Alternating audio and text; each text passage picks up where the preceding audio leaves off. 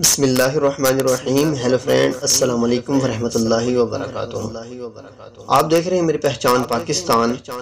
اور آج کا ہمارا ٹاپک ہے یہ 33 آیات شفا جو جادو کے اثر کو دفع کرتی ہیں اور ہر قسم کی بیماری کو دور کرتی ہیں، شیاطین اور چوروں اور درندوں اور جانوروں سے پناہ ہو جاتی ہے۔ مزید ڈسکس کرنے سے پہلے اگر ابھی تک آپ نے میری پہچان پاکستان کو سبسکرائب نہیں کیا تو جلدی سے سبسکرائب کر لیں اور دبا دیں ساتھ دیے گئے بیل آئیکن کو، تاکہ آپ کو ہماری ہر آنے والی لیٹسٹ ویڈیو آسانی سے مل سکے۔ دوستو، اگر کسی پر آسیب کا شبہ ہو تو آیات ذیل جو ہم پڑھ رہے ہیں، آپ کے سامنے تلاوت کر رہے ہیں، مریض کے گلے میں ڈال دیں اور پانی پر دم کر کے مریض پر چھڑک دیں، اور اگر گھر میں ہو تو ان آیات کو پانی پر پڑھ کر گھر کے جاروں گوشوں میں چھڑک دیں۔ تو آئیے اب چلتے ہیں اس تلاوت کی طرف۔ اگر کسی کو کوئی بھی مسئلہ ہو، جادو، جنات یا دیگر کوئی بھی بیماری ہو، لا علاج بیماری کہ جو کسی بھی رپورٹ کے اندر نہ آ رہی ہو، تو ایسی علامات جادو کی ہوتی ہیں، تو اس کے لیے یہ منزل، یہ 33 آیات شفا ہیں جو کہ مریض کو سنوا دی جائیں تو انشاءاللہ العزیز اس کو شفا ہوگی۔ تو چلے چلتے ہیں اپنے ٹاپک پر۔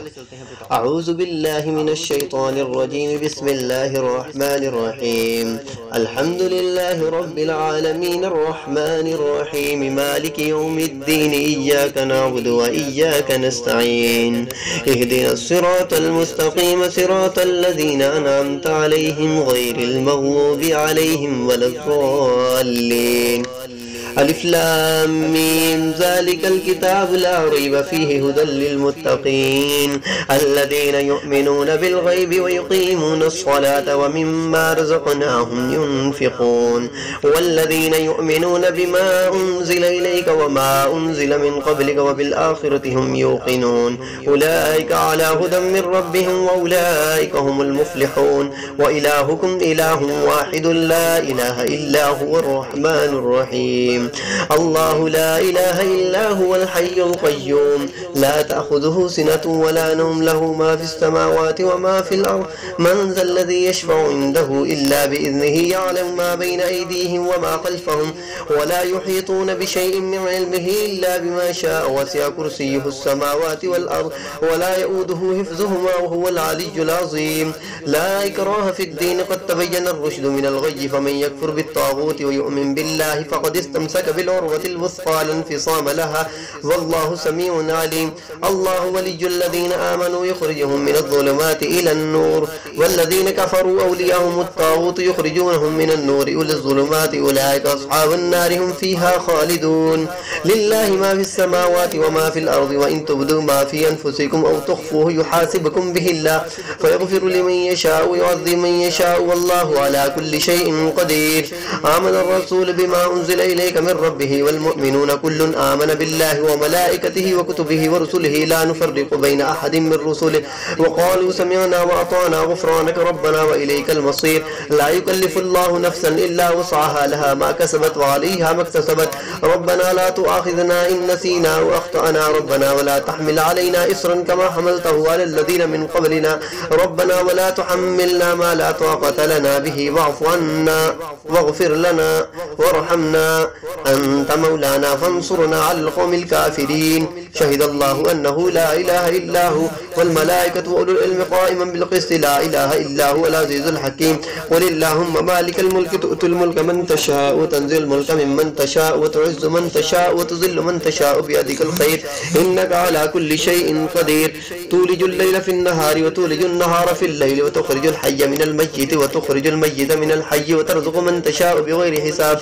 إن ربكم الله الذي خلق السماوات والأرض في 6 أيام ثم استوى على العرش يغشي الليل النهار يطلبه حثيث والشمس والقمر والنجوم مسخرات بأمره ألا له الخلق والأمر تبارك الله رب العالمين ادعوا ربكم تضرعا وخفيا إنه لا يحب المعتدين ولا تفسدوا في الأرض بعد إصلاحها وادعوه خوفا وطمعا إن رحمة الله قريب من المحسنين قل ادعوا الله أو ادعوا الرحمن أيما تدعوا فله الأسماء الحسنى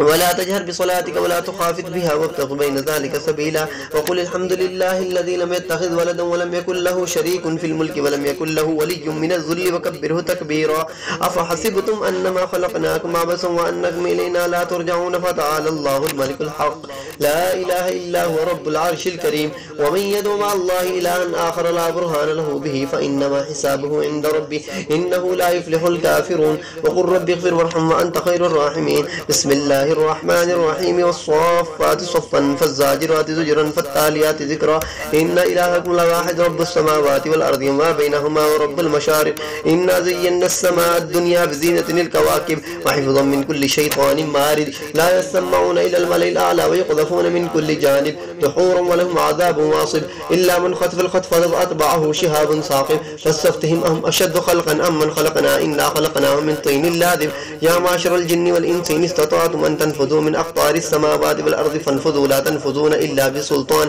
فبأي آلاء ربكما تكذبان يرسل عليكما شواظ من نار ونحاس فلا تنتصران فبأي آلاء ربكما تكذبان فإذا انشقت السماء فكانت وردة كالدهان فبأي آلاء ربكما تكذبان فإذا انشقت السماء فكانت وردة كالدهان فبأي آلاء ربكما تكذبان فيومئذ لا يسأل عن ذنبه إنس ولا جان فبأي آلاء ربكما تكذبان لو أنزلنا هذا القرآن على جبل لرأيته خاشعا متصدعا من خشية الله وتلك الأمثال نضربها للناس لعلهم يتفكرون هو الله الذي لا إله إلا هو عالم الغيب والشهادة هو الرحمن الرحيم هو الله الذي لا إله إلا هو الملك القدوس السلام المؤمن المهيمن العزيز الجبار المتكبر سبحان الله عما يشركون هو الله الخالق البارئ المصور له الأسماء الحسنى يسبح له ما في السماوات والأرض وهو العزيز الحكيم بسم الله الرحمن الرحيم قل أوحي إلي أنه استمع نفر من الجن فقالوا إنا سمعنا قرآنا عجبا يهدي إلى الرشد فآمنا به ولن نشرك بربنا أحدا